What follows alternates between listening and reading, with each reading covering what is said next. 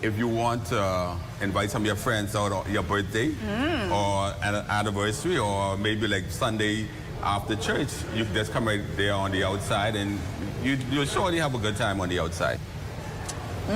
Sipping the famous Miami Vice here at Twin Brothers. It has been a pleasure today enjoying the wonderful food that they have to offer. Locals, don't you forget that you can take advantage of the same experience as our visitors as well, whether you want to do indoor or outdoor dining. So, Mr. Roca, yes, let them know your operating hours. Okay, we open 7 days of the week from 11 a.m. to 10 p.m. You can reach us at 603-0006. We are also on Facebook and Instagram. Thank you for joining Deals Crazy TV here at Twin Brothers. I'm your host, Keishan. And if you would like to be a part of this show, you can call 423-9993 or 463-7491 or 4waysmedia@gmail.com.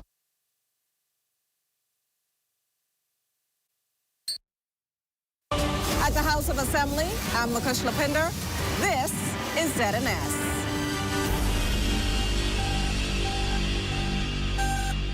ZNS News is brought to you by the new BTC.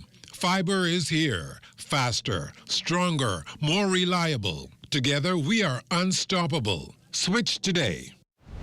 Coming up in the Bahamas tonight, the weekend edition, a major investment in the works for Great Stirrup Cay in the Barry Islands, expected to enhance local tourism and boost the economy. Bahamas Power and Light carrying out major energy reforms on the Family Islands. And in sports, track season continues with DTSP Wolfpack Meet. The Bahamas Tonight, the weekend edition starts now.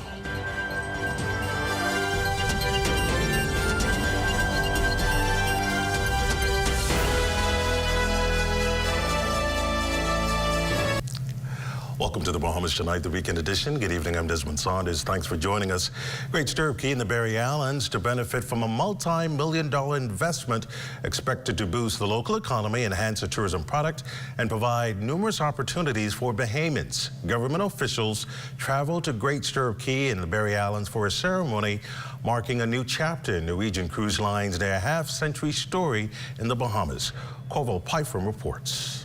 By Great Harbor Cay's standards, weather-wise, it was not the most idyllic day, but even overcast skies couldn't dampen the mood as shovels went in the ground Friday afternoon, signaling the start of construction of Norwegian Cruise Line's $150 million two-ship pier on Great Stirrup Cay in the Barry Islands. Together with forthcoming facilities and state-of-the-art amenities, the pier here at Great Stirrup Cay will usher in a new and dazzling destination for NCL guests, as well as numerous economic opportunities for Bahamians. The 50-foot pier, which will bring an end to guests having to be brought onto the island by tender vessels, is just a part of NCL's vast expansion plans, which include upgrades to its existing facilities and development of more of its nearly 300 acres of land. Some dredging will take place, and Prime Minister Philip Davis did not shy away from addressing those concerns. It is important for us to partner with private entities that recognize the importance of climate action. And so I welcome and commend NCL's commitment to environmental stewardship. 80% of construction work is being done by Bahamians, and Tourism Minister Deputy Prime Minister Chester Cooper challenged NCL to meet what he called the rising tide effect. Translation, spread the wealth. And we will see more of your guests who arrive here going onward to Great Harbor Cay and boosting positively the economy of the people of Great Harbor Cay. NCL executives Harry Somners and David Herrera underscored the decades-long relationship between the cruise liner and the Bahamas. Both reaffirmed NCL's commitment to strengthening that bond. Great Stirrup Cay and the Bahamas are a critical part of our success as a cruise line. We have 20 amazing ships sailing year-round throughout the Caribbean. Great Stirrup Cay is our top-rated Caribbean port of call. It's very important for us that we partner as part of our broader Sail and Sustain program, that we partner with the communities that we visit to provide opportunities, and we will do that as well. The completion of this pier, which is set for the fourth quarter of this year, will mean that two of Norwegian's largest ships can be here at the same time. It will also mean that come 2026, the Bahamas can begin seeing as many as 1 million visitors to this private island. In Great Stirrup Key, the Berry Islands, for the Bahamas Tonight, I'm Corvell Pfeiffer. Well, the country's economic growth depends on businesses having the tools they need and when they need them. This is one element of the Davis administration's push to building a more equitable Bahamas. At this week's Bahamas Business Outlook, Minister of Finance, Prime Minister, the Honorable Philip Davis, listed ways to create an environment where entrepreneurs don't feel like they're fighting the system to succeed. I will again meet with the Bahamas Chamber of Commerce because creating a system that works for everyone requires genuine collaboration. It cannot be done in isolation. It must happen through meaningful partnership. I want to hear directly from the business community about the frustrations you face, the roadblocks that slow you down, and the changes you believe are necessary to move us forward.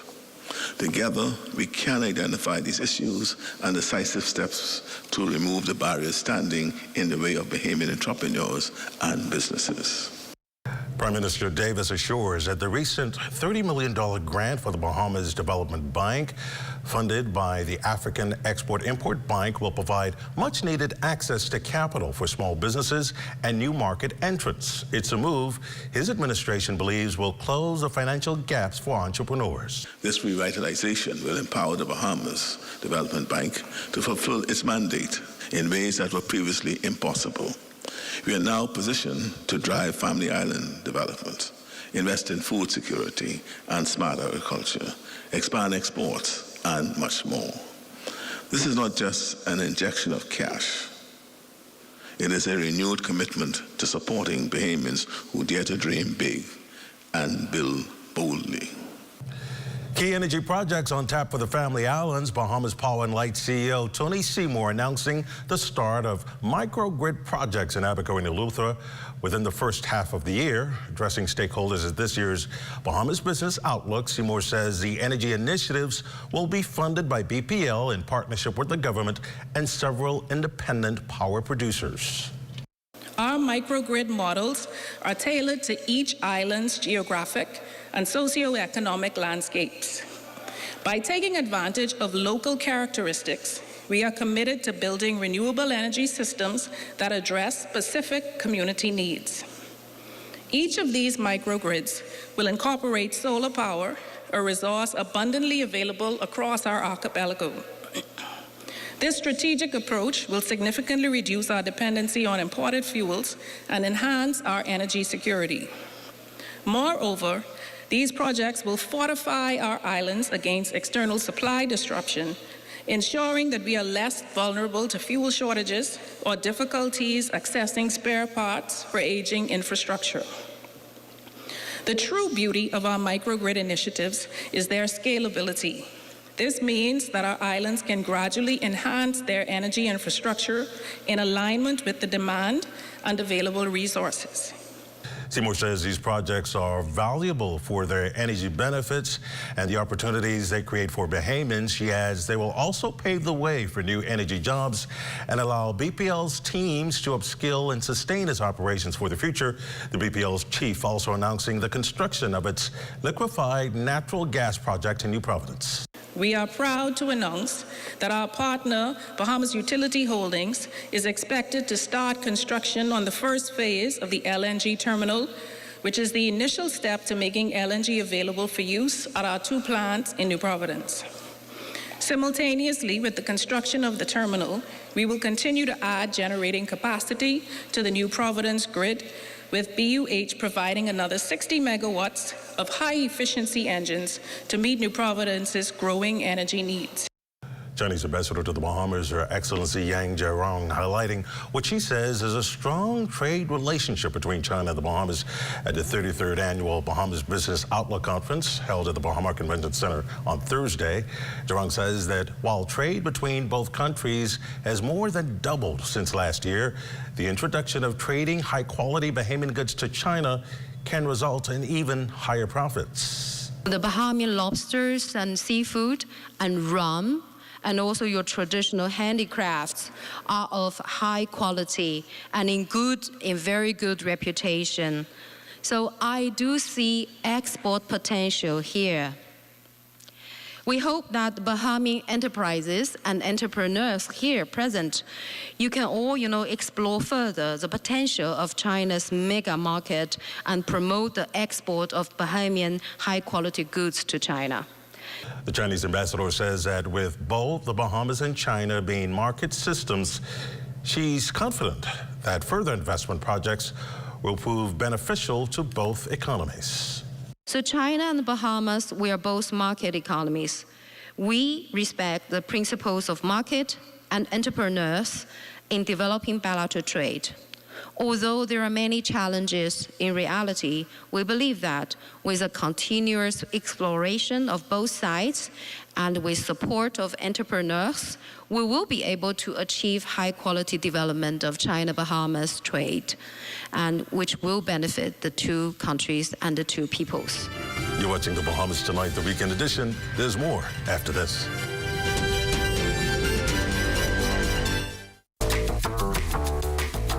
With BGC's crystal clear mobile service, stay connected seamlessly, whether on land or at sea.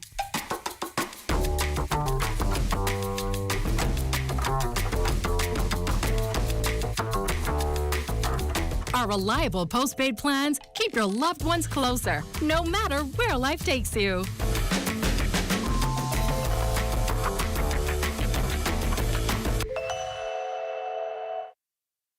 This portion of the news is brought to you by Bahamas Striping Group of Companies.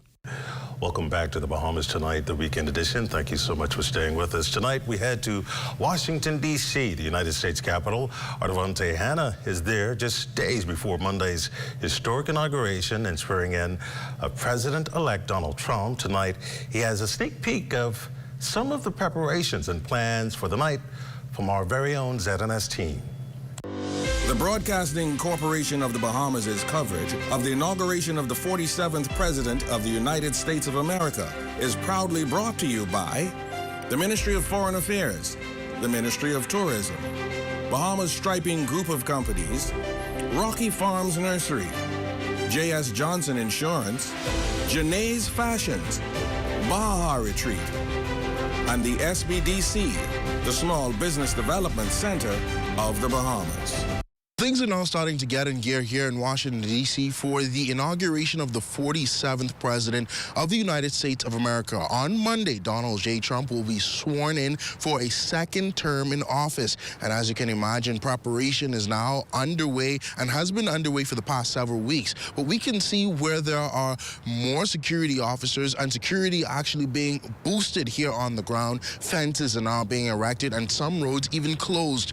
We are also seeing some people now laying out the red carpets for those fancy balls that will happen on inauguration night and all of the parties and the festivities that accompany, of course, the inauguration day. Now, of course, as the ZNS News team is here on the ground, we're going to be talking to some outstanding Bahamians here in D.C. that are simply doing amazing things and that are making Bahamians proud. One such person that we're going to be talking to is Kival Hanna. We got a chance to speak to her, and you're going to hear a little bit more about her story later in the week, but here's a sneak peek at exactly what she does and who she is.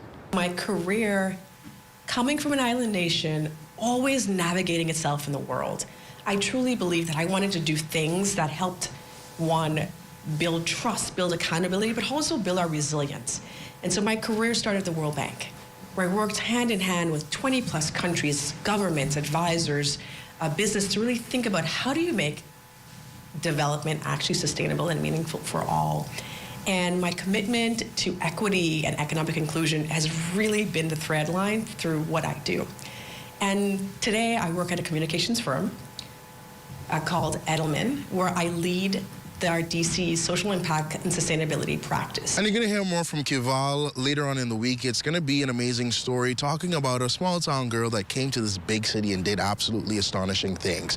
Now, behind me is the Watergate building, which houses the Embassy of the Commonwealth of the Bahamas here in D.C. Now, that is going to be where the rundown will broadcast to you from live on inauguration night and the night after as we discuss what President Trump announces, those policies that could potentially have some implications on us there in the Bahamas and countries like us in the region and around the world. Now, you know what's so special about where we're going to be broadcasting from? Just adjacent to the Watergate building is the Kennedy Center for the Performing Arts. Now, you may be wondering, could they be catching a show here tonight? Maybe. But every night that we will be broadcasting the rundown, that is, you will see the Kennedy Center lit up in all of its glory and in all of its lights, and it's going to be absolutely beautiful, a sight to see here from D.C. So we want to encourage all of our viewers to tune in, as I said, on Monday night for the inauguration, and then on Tuesday night for more discussions about President Trump's speech. So from Washington, D.C. for the Bahamas Tonight, I'm Devontae Hanna. Well, the government got an injunction this week ordering employees back to work. The injunction against Bahamas Air workers still stands. ZNS News checked in with Managing Director Tracy Cooper, who confirmed that Bahamas Air and the Airport, Airline, and Allied Workers Union did appear in court on January 9th.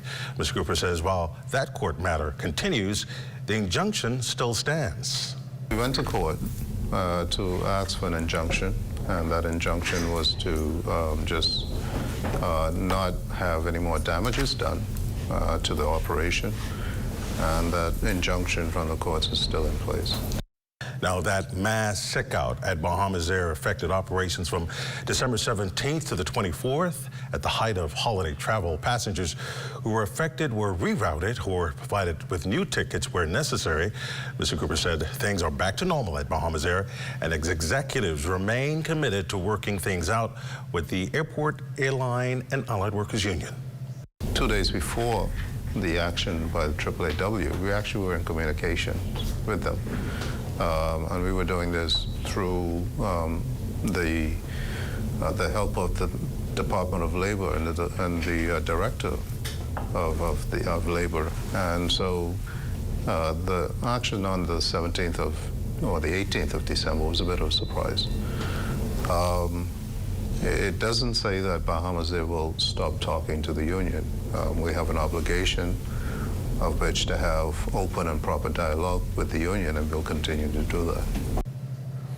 20-year-old Jessica Bobo arraigned in Abaco Magistrates Court No. 1 Friday for unlawful sexual intercourse with a minor and production of child pornography. She was not required to enter a plea and has been remanded to the Bahamas Department of Corrections until April 3rd. These charges stem from a recent viral social media video regarding a child being sexually abused. 36-year-old Brazilian native Andre Luiz Acosta will spend the next 4 years of his life behind bars here in country for trafficking cocaine through the Bahamas.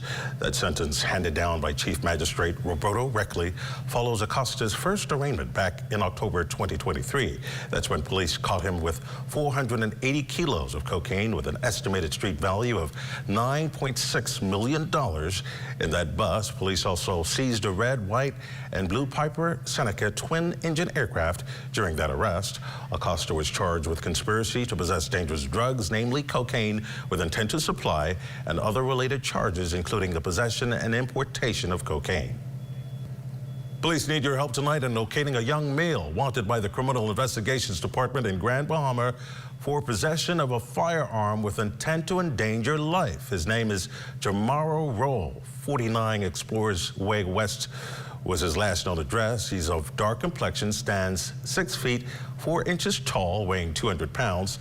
He's considered armed and dangerous. Anyone with information about his whereabouts is asked to contact Crime Stoppers at 352-1919 or the National Crime Prevention Office at 302-8430. You're watching the Bahamas Tonight, the weekend edition. There's more after this.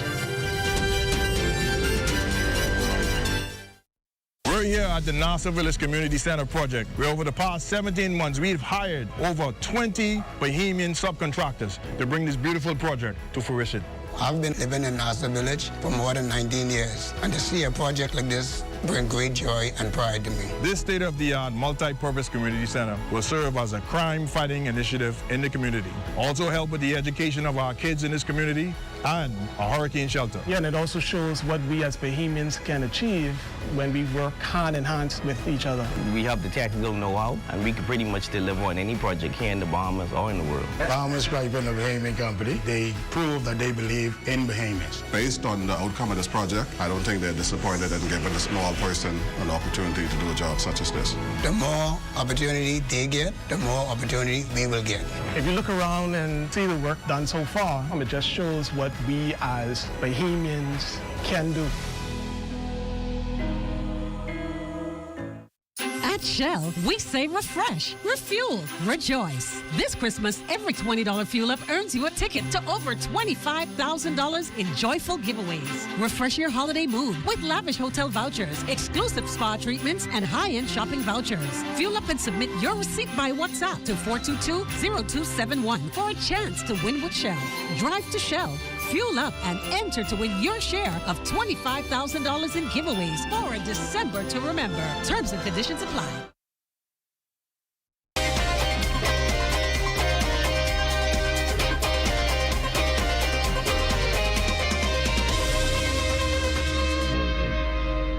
Your Saturday Sports Check, everyone. I'm Amajal Knowles. Things heating up on the local track calendar at the old Thomas A. Robinson Stadium today. The DTSP Wolfpack hosting their track meet in honor of track and field legend Mike Sands. Now, the focus of today's sportscast, not necessarily on the young athletes, but the older ones, as Olympian Tim Munnings would unofficially set a new world record in the men's 400 meters in the men's 55 to 59 category, running a blistering time of 52.9 seconds. Well, it was a good run. I was a little concerned initially because there's a little wind out here, but in the 400 it's a little different. It's either in the front of you or on the back of you. So I took the opportunity to make the best of it, get out hard, and maintain so I could come home strong. I had a very strong closing, so I knew as long as I remained patient and in the race, I had a good chance to finish strong. When you woke up this morning, was it in your mind that you would come out here and set a world record? Well, when I woke up this morning, I was like, boy, I really don't feel like coming out here at all. You know, running the 400 is not an easy race. It's a really, in addition to conditioning and strength, it's a lot of mental to make up in your mind to know that you can get around this track.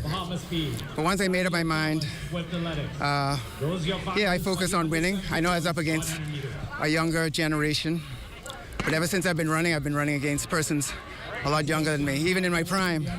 Now, we also caught up with Mike Sands, who spoke about how he felt about the meet being named in his honor. Well, I'm very humbled by it. You know, when you start out in a program, you don't necessarily start with the expectation of being honored. You start because you feel that you can make a contribution. And in my involvement in the sport of track and field, I felt like I made a contribution through my performances, and I let my work speak for me. And I'm honored and humbled that the Wolfpack organization saw fit to give me that recognition. So I'm thankful for that. From the track to the chessboard, the Bahamas Chess Federation holding their national championships today. We caught up with arbiter Andre Wright, who tells us more. This is the national championship for the Chess Federation. It showcases 10 of the strongest Bahamian players. There were 4 qualifiers that led to this event, and these are now the top players that are facing off. And I understand it's a week-long tournament. How long is it? It's over 2 weeks. It's a 9-round round-robin event, so each player gets to play each player once to determine who's the national championship for the year. And that's a look at your sports on this Saturday. A check on weather when we return.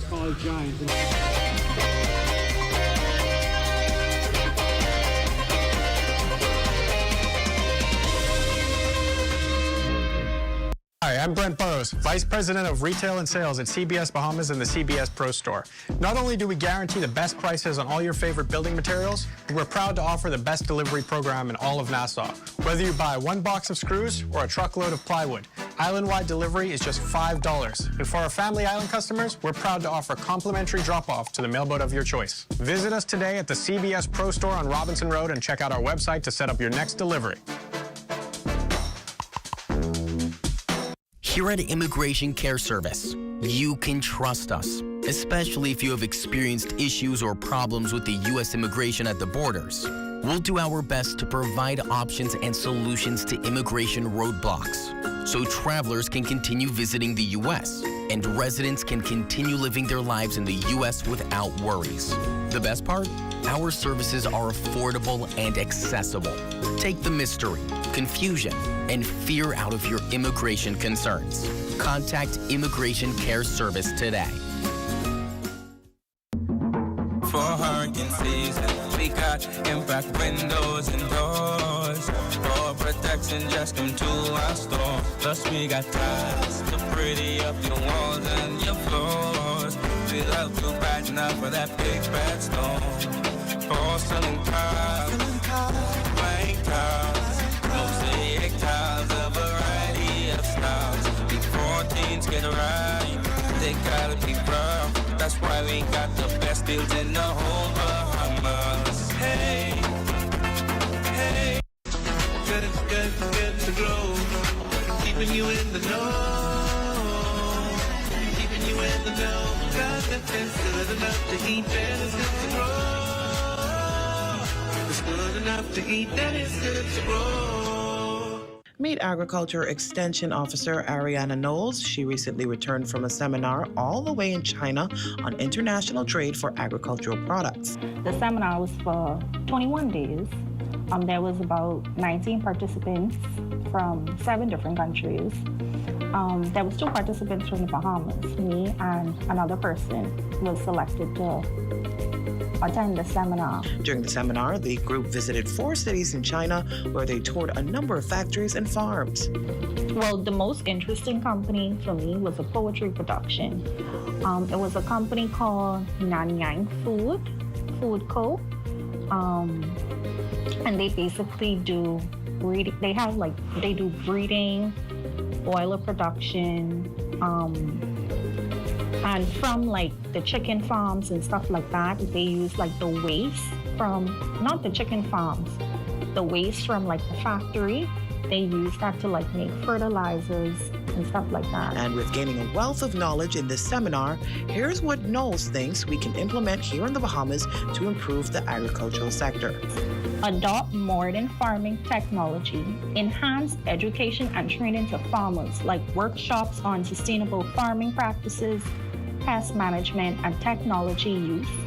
Also invest in irrigation systems, which will be very useful to many farmers so they don't have to depend on weather conditions to get water for their farms. Keeping you in the know with Good to Grow, I'm Leah Cooper.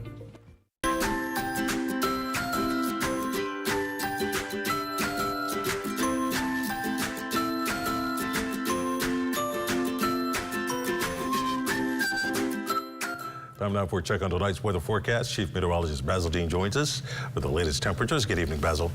Good evening, Desmond. We have a few clouds, but that will all change later on tonight as we expect some prefrontal clouds to move into the northwest Bahamas. 80 degrees is the current temperature. Relative humidity somewhat on the rich side at 82%. We have south-southeast winds at 15 miles per hour. The barometric pressure, 1,018.0. That's 30.06 inches, and your pressure is steady. Now, your temperatures around the islands, 77 degrees in Marsh, Babaco, Green Tool Key, and in Freeport, Grand Bahama. The Berry Islands at 76, 78 in Alistown, Bimini. Harbour Island, 75 degrees. A little warm in Roxanne, Eleuthera at 80.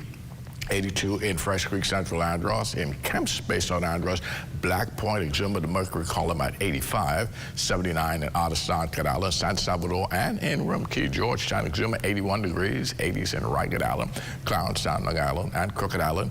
Betsy Bay, Megawanda, 79. Ackland, 79. Matchitown, Inagua, 79. And also the Turks and Caicos Islands reporting 79 degrees. And your boating forecast, and that's going to be tonight right through Sunday in the northwestern parts of our country. The winds south to southwest ahead of an approaching cold front. Speeds at 15 to 20 knots, wave heights 4 to 6 feet. So we're asking small craft to exercise extreme caution. High tide tonight, 11:12. Another high tide at 11:22 tomorrow morning. Now for the central and southeastern islands through Sunday, southeast winds 15 to 20 knots. The wave heights 4 to 6 feet as well. So the caution flag extends right into the central and southeastern Bahamas through Sunday. And as we look now at your satellite picture, it's showing that prefrontal clouds right over South Florida, and that will be making its way into the northwest Bahamas tonight. Behind that, the front still approaching on northern Florida. That will get in here sometime late on Sunday night, early Monday morning, and it's promised to bring a slight cool down. Now, your forecast tonight, rather cloudy.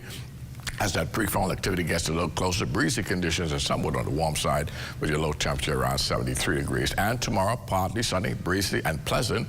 High temperature 82 degrees. And the extended weather forecast unfolding like this. We get some rain in our forecast on Monday. That will happen early in the morning as that frontal system pushes through. The front goes through early on Monday, and then we will see the skies open up just a bit on Tuesday. But come Wednesday, a second cold front will move in, and that will reinforce the cloudy conditions with showers returning to the forecast area. Skies open up again on Thursday, and come Friday, yet another frontal system pushing through the area.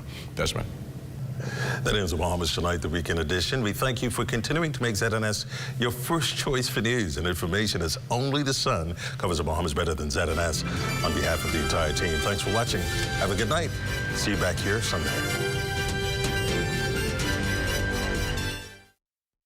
In Harbour Island, North Venezuela, I'm Charles Fisher. This is ZNS.